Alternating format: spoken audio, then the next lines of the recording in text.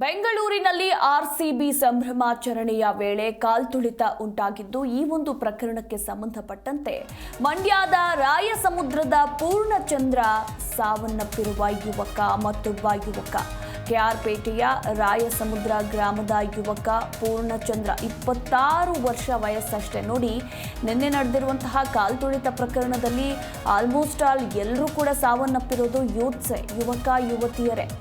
ಬದುಕಿ ಬಾಳಬೇಕಾಗಿರುವಂತಹ ಯುವಕ ಯುವತಿಯರು ಪ್ರಾಣವನ್ನ ಕಳೆದುಕೊಂಡಿದ್ದಾರೆ.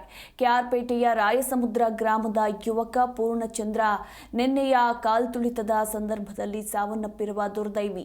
ಸಿವಿಲ್ ಇಂಜಿನಿಯರ್ ಕೆಲಸ ಮಾಡ್ತಾ ಇದ್ದ ಪೂರ್ಣಚಂದ್ರ ಅಂತ ಹೇಳಲಾಗಿದೆ. ಆರ್ಸಿಬಿ ಸಂಭ್ರಮಾಚರಣೆ ವೇಳೆ ಕಾಲ್ತುಳಿತ ಉಂಟಾಗಿ ನಿನ್ನೆ 26 ವರ್ಷದ ಪೂರ್ಣಚಂದ್ರ ಸಾವನ್ನಪ್ಪಿದ್ದಾನೆ. ಚಿನ್ನಸ್ವಾಮಿ ಕ್ರೀಡಾಂಗಣದಲ್ಲಿ ಸಂಭ್ರಮವನ್ನ ಕಣ್ತುಂಬಿಕೊಳ್ಬೇಕು ಅಂತ ಬೆಂಗಳೂರಿಗೆ ತೆರಳಿದ್ದ ನತದೃಷ್ಟ ವಾಪಸ್ ಮರಳಿ ಮನೆಗೆ ಹೋಗುವಾಗ ಶವವಾಗಿ ಹೋಗಿರುವಂತಹ ದುರ್ಘಟನೆ ಇದು. ಸಾವಿನ ಸುದ್ದಿ ಕೇಳಿ ಇತ್ತ ಪೂರ್ಣಚಂದ್ರ ಮನೆಯಲ್ಲಿ ಕುಟುಂಬಸ್ಥರ ಆಕ್ರಂದನ ಮುಗಿಲು ಮುಟ್ಟಿದೆ.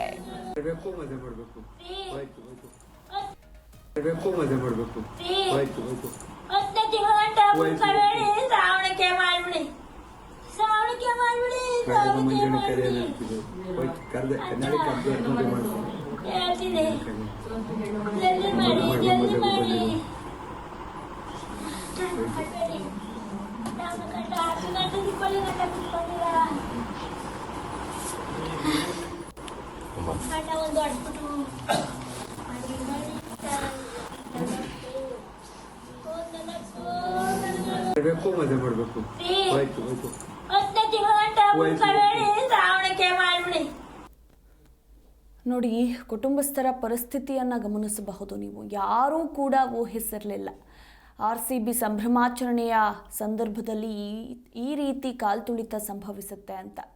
ಈಗ ಮಗನನ್ನ ಕಳೆದುಕೊಂಡು ತಂದೆ ತಾಯಿಗೆ ದಿಕ್ಕೇ ತೋಚದಂತಾಗಿದೆ. ಇತ್ತ ಪೂರ್ಣಚಂದ್ರ ನಿವಾಸಕ್ಕೆ MLA HT ಮಂಜು ಭೇಟಿ ಕೊಟ್ಟು ಕುಟುಂಬಸ್ಥರಿಗೆ ಸಾಂತ್ವನದ ಮಾತುಗಳನ್ನು ಹೇಳಿದ್ದಾರೆ.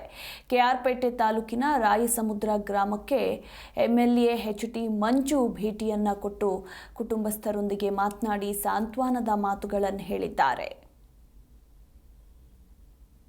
ಇವತ್ತು ನಮ್ಮ ತಾಲೂಕಿನ ರಾಯಸಮುದ್ರ ಗ್ರಾಮದ ಶಿಕ್ಷಕ ಚಂದ್ರು ಅವರ ಸುಪುತ್ರ ಪೂರ್ಣಚಂದ್ರ ಅವರು ಇವತ್ತು ವಿಜಯೋತ್ಸವ ಕಾರ್ಯಕ್ರಮದಲ್ಲಿ ಪಾಲ್ಗೊಂಡಿದ್ದು ಅಲ್ಲಿ ಕಾಲ್ತುಳಿತಕ್ಕೆ ಇವತ್ತು ಅಸುನೀಗಿದ್ದಾರೆ.